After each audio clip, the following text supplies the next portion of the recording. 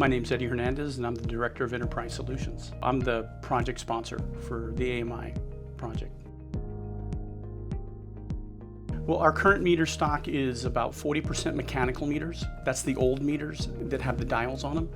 The other 60% are solid state meters. So those are solid state electronic meters that have the digital reading on it. The AMI meter is basically a digital meter that has a communications chip. So all of the meters will be upgraded to a digital AMI meter.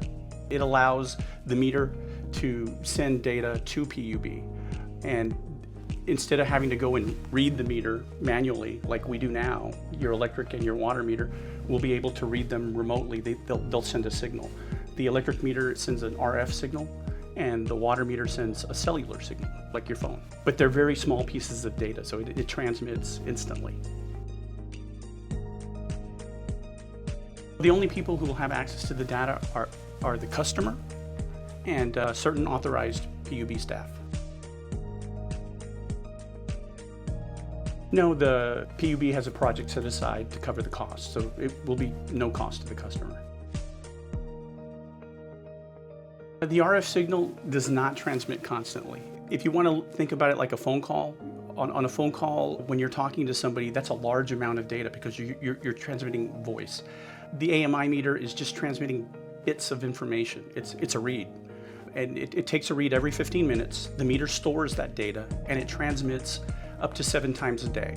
So there's only 7 transmissions, and they last less than 1 second. So it's just boom, and then it's done. And that's it. So yeah, some people are confused. They think that the meter's on all the time. It's not. The meter's working, but the communications part of it, the RF signal, it's only about 7 times a day for less than 1 second. The strength of the RF transmission on an AMI meter is very small. It's got a very small footprint. Your cell phone, your microwave are huge devices as far as RF is concerned.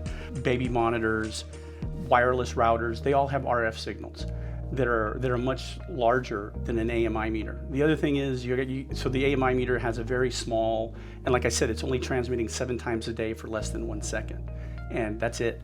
So the footprint is very small, and it's also on the outside wall of your house. So it's got to penetrate, whereas all your other devices that you have are inside your house. So you should be safe.